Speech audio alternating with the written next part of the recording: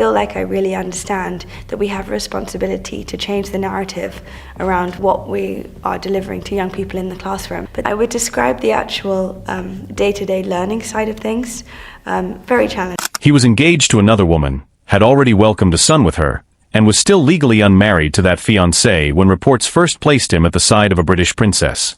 That single overlapping timeline is the thread that royal watchers have picked at for years, and it's the reason Edoardo Mapelli Mozzi remains one of the most quietly scrutinized men to ever marry into the House of Windsor.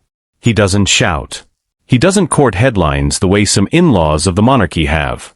And yet, when you actually lay out his story in full, from the noble title tucked into his family history to the collapsed business deal that hit the news at an oddly convenient moment, you find a man whose calm exterior sits on top of a genuinely complicated life.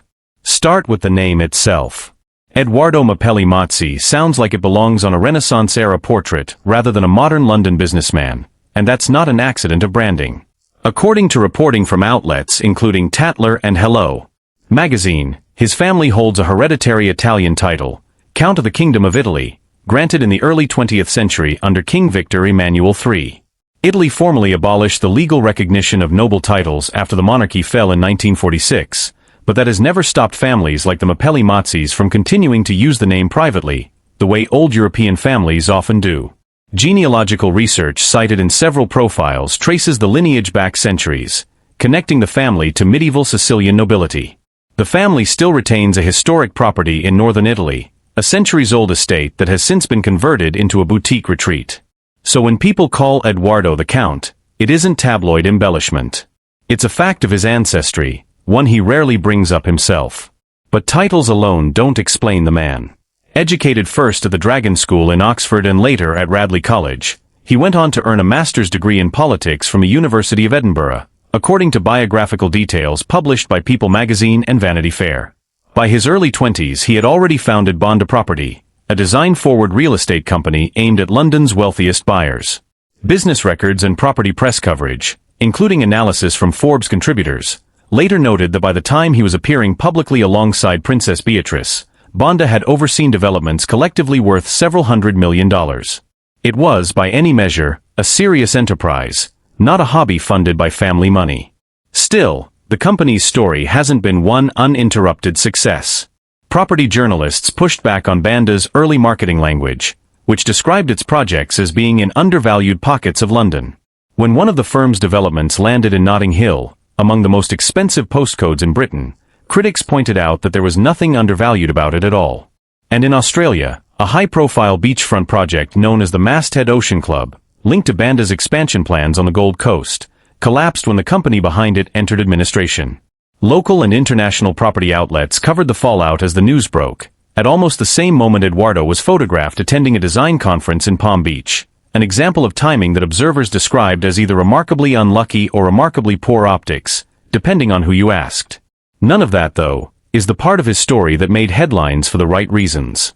Long before Beatrice, there was Dara Huang, a Harvard-trained architect who built her own respected career in design.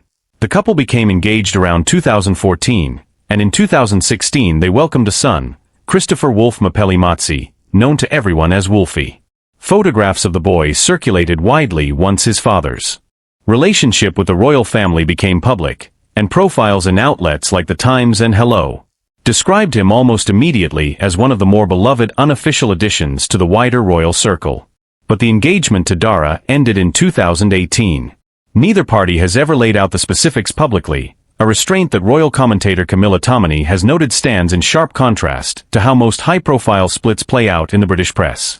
What is publicly known is that Dara and Edoardo share custody of Wolfie, that both have spoken warmly of their co-parenting relationship, and that Dara went on to found her own design firm, HB Design Group, which continues to operate successfully. The uncomfortable detail, the one that fueled real speculation at the time, is the timeline. Within months of the split from Dara, Edoardo was already being linked romantically to Princess Beatrice, a woman whose family, it turns out, wasn't new to him at all.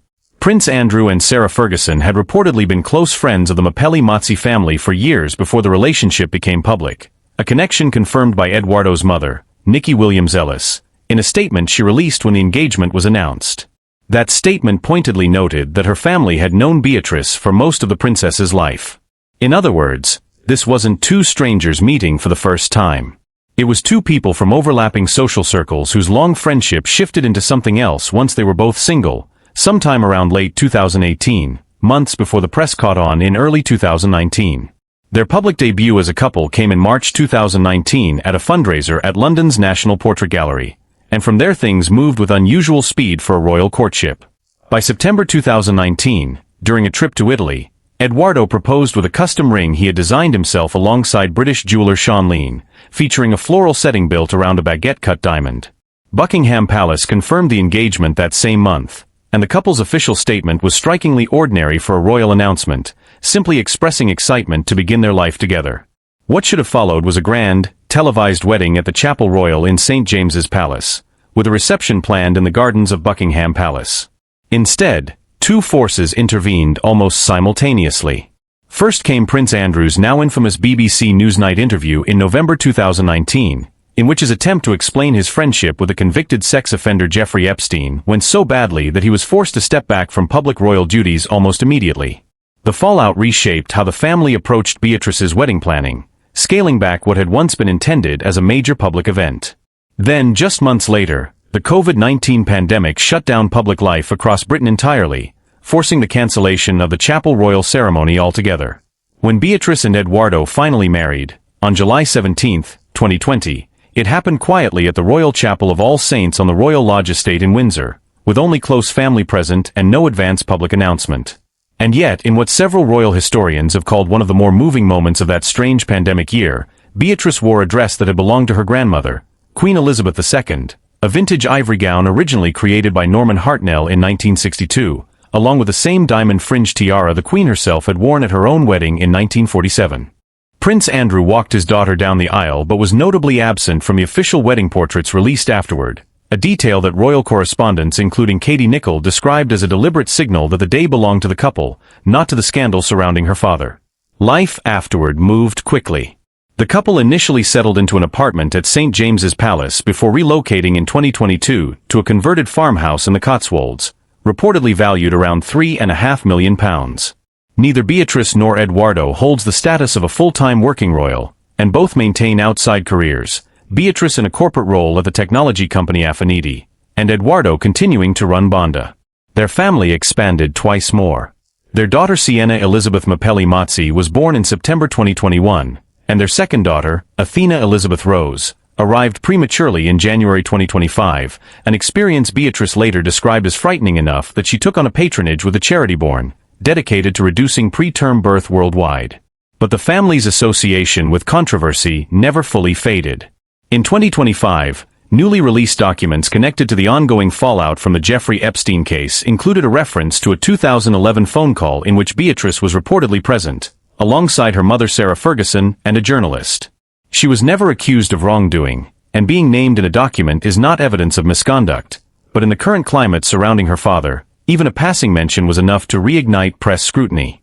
Around the same period, Andrew was stripped of his remaining honorary military titles and patronages and required to vacate Royal Lodge, developments widely reported by the BBC and other British outlets as having been influenced, at least in part, by concerns from within the family about the monarchy's public standing. Through all of it, Edoardo's approach has remained remarkably consistent. He kept attending design events, kept posting about his projects, kept showing up at industry dinners even as headlines about his father-in-law dominated the news cycle. Reports from the period describe him at a private lunch event in Belgravia, while the Epstein story was still unfolding, behaving by every account, as though nothing unusual were happening at all. What emerges from this record isn't the simple fairy tale the earliest tabloid coverage suggested, a dashing developer who happened to fall for a princess. It's a far more layered picture, a man with genuine hereditary nobility who built a real business, weathered real professional failures, fathered a child during a relationship that ended in private heartbreak, and then found his way, through years of quiet family friendship, to a woman who was navigating her own complicated inheritance. Their wedding was stripped of its planned grandeur by scandal and a global pandemic, yet somehow became more affecting because of what remained, a borrowed dress, a borrowed tiara, and two people determined to begin their life together anyway. That, in the end, may be the most honest way to understand Edoardo Mapelli Mozzi.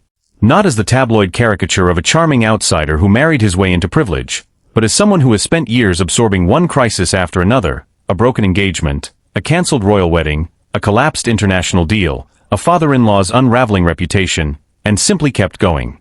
In a family defined by public spectacle, he has built a life defined instead by steadiness. And for Beatrice, after everything her family has weathered, that steadiness might be the quiet, unglamorous thing she needed most.